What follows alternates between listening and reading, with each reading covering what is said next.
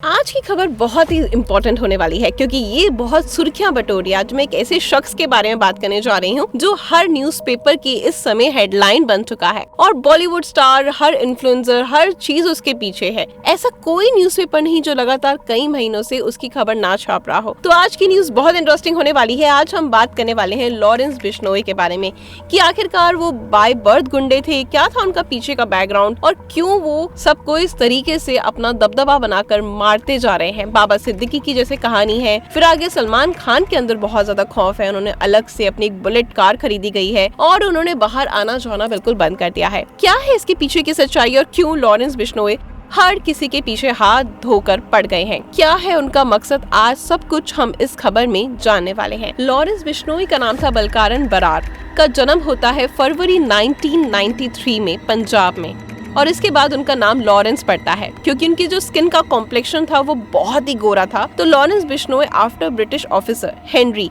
गैंगरी Lawrence, जो Lawrence school Sanawar के founder भी थे। इनफैक्ट बलकारन खुद कॉन्वेंट स्कूल जाते थे। क्लास 8 से ही वो काफी महंगे महंगे कपड़े पहनते थे, लेकिन उनके माता पिता ने कभी नहीं सोचा था कि कॉन्वेंट स्कूल जाने वाला बच्चा लॉरेंस एक दिन इंडिया का डॉन बनेगा। गैंगस्टर की कहानी अक्सर नाइंसाफी, अत्याचार से शुरू होती है, लेकिन लॉरेंस की ऐसी कोई मजबूरी नहीं थी। खानदानी रईस था भाई साहब, ये अपने गांव में सबसे अमीर परिवारों में से एक है। 110 एकड़ जमीन के बीच में इनकी बड़ी सी कोठी है।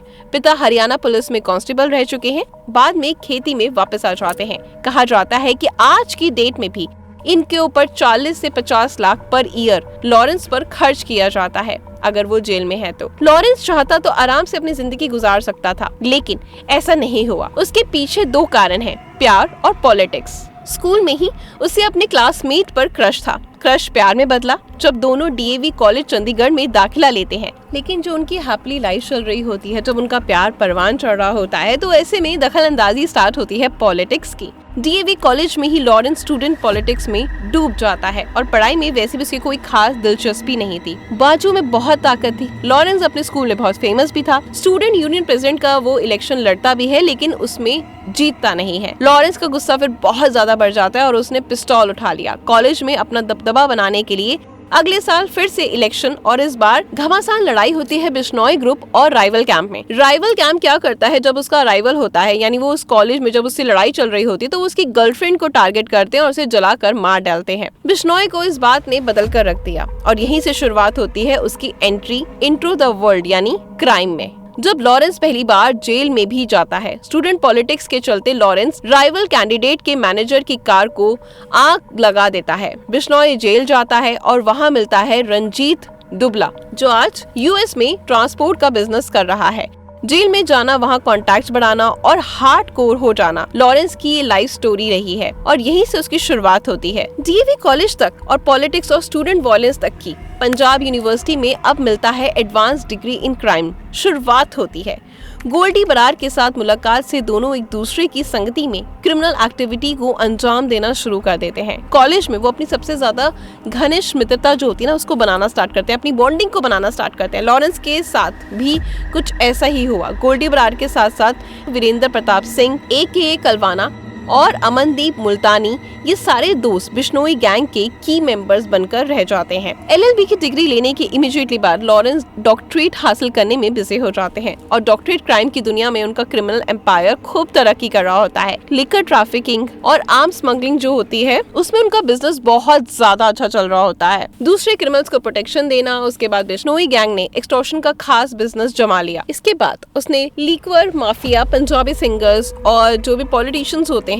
इन सब में अपना दबदबा बनाना स्टार्ट कर दिया था और सबको प्रोटेक्शन देनी स्टार्ट कर दी थी और साथ ही साथ एक्सटॉर्शन का अच्छा खासा उनका बिजनेस जम चुका था। लॉरेंस को बाय द वे जो जेल हुई थी वो क्रिमिनल एम्पायर की वजह से नहीं हुई, पॉलिटिक्स की वजह से हुई। 2013 में अपनी ग्रेजुएशन के बाद वो पंजाब यूनिवर्सिटी पॉलिटिक्स में डूब गए। अपने कैंडिडेट को प्रेसिडेंट के पोस्ट के लिए खड़ा किया, लेकिन ऐसे में उनका दिमाग चलना स्टार्ट हुआ। बिश्नोई गैंग ने सोचा कि अगर राइवल कैंडिडेट ही ना हो तो इलेक्शन जीतना कितना आसान हो जाएगा। राइवल नॉमिनी मार डाला और लॉरेंस और उसके एसोसिएट भाग निकले, लेकिन 2014 में राजस्थान पुलिस ने उसे पकड़ लिया। 2014 में वो जेल जाता है। उसके बाद आज तक वो बाहर नहीं आता। आइडियली कहानी यही खत्म हो जानी चाहिए, लेकिन रियल लाइफ इंडियन क्राइम से कुछ अलग है। बॉलीवुड में आज तक ऐसा स्क्रिप्ट भी नहीं बना हो, लेकिन सुनने में आ रहा है कि लॉरेंस बिश्नोई की लाइफ के ऊपर अब एक वेब सीरीज जरूर बनेगी। लेकिन क्या वेब सीरीज इस बात पर फोकस करेगी कि बिश्नोई ने आज तक जो साम्राज्य खड़ा करा है इतना बड़ा, कनाडा सरकार उसका नाम ले रही है, वो उसने हाई सिक्योरिटी जेल में रहने के बावजूद किया है। इसका मतलब ये कि ये तो सरकार 10 साल से बेबस है, लाचार है उसे रोकने के लिए, या फिर सरकार खुद ही गैंगस्टर लॉरेंस बिश्नोई के साथ मिलकर बहुत कुछ क्राइम को अंजाम दे रही है। 2018 की बात करते हैं। लॉरेंस बिश्नोई सुर्खियों में आते हैं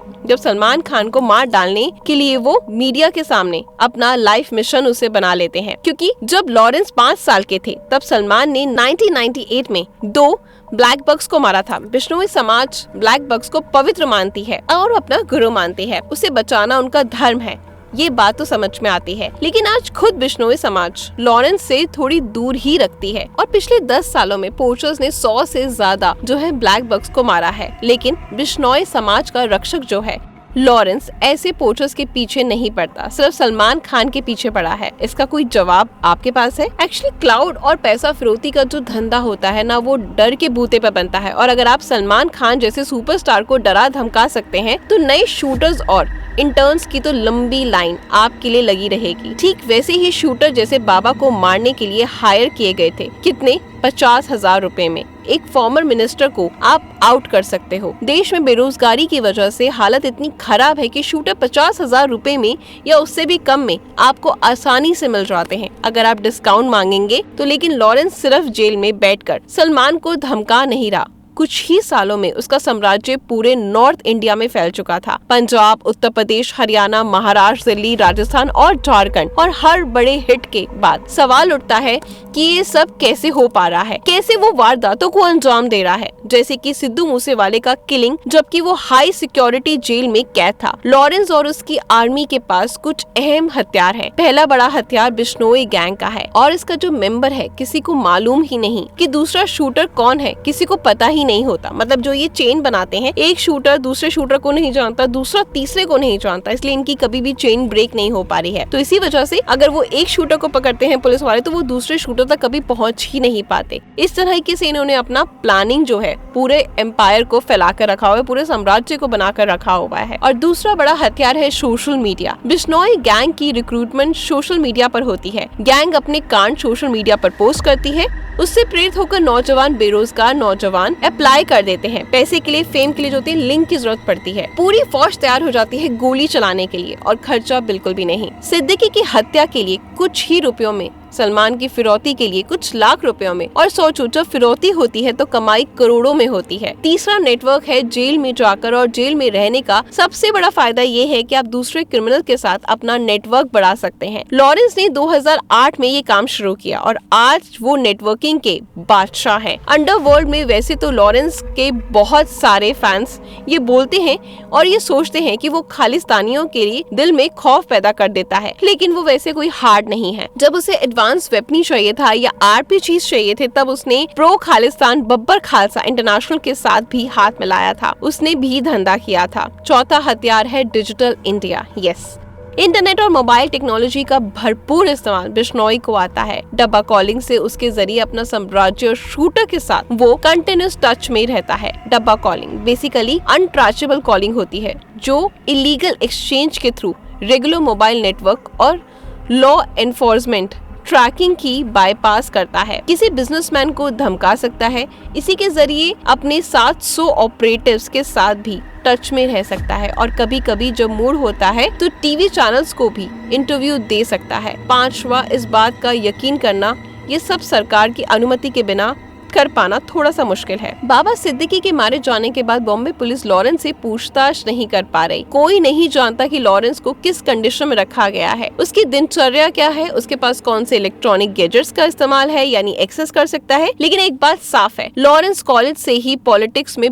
बहुत रुचि रखता था, और ऐसे में उसको बहुत जल्दी समझ आ गई थी कि पॉलिटिक्स में किससे हाथ मिलाना है और किससे फायदा मिलेगा। और इसी के साथ एक दिन उसको शायद बेल भी मिल जाए, एक दिन वो इलेक्शन भी लड़ ले, कुछ भी पॉसिबल हो सकता है। लॉरेंस बिश्नोई की बात करें तो वहाँ पर बात आती है छठा हथियार, और बहुत इंपॉर्टेंट एलिमेंट्स ये भी है कि क्राइम और पॉलिटिक्स दोनों में ही उसका नाम है। लॉरेंस को पता है कि मनी और मसल पावर तो बहुतों के पास है, लेकिन उसे इसके ऊपर जाना है, उसे एक स्टोरी बिल्ड करनी है, और ऐसे में सोशल मीडिया उसका वो काम कर रहा है, क्योंकि सोशल मीडिया पर लॉरेंस बिश्नोई को एक नया हिंदू डॉन के रूप में उतारा जा रहा है, एक हिंदू रक्षक बताया जा रहा है और माइनॉरिटी कम्युनिटी का भक्षक बनाया जा रहा है। सलमान खान जैसे स्टार को अपनी जगह दिखाने वाला सिर्फ लॉरेंस बिश्नोई ही हो सकता है। बाजू में भगवान हनुमान का टैटू लगा है, टी शर्ट में भगत सिंह पहन लिया।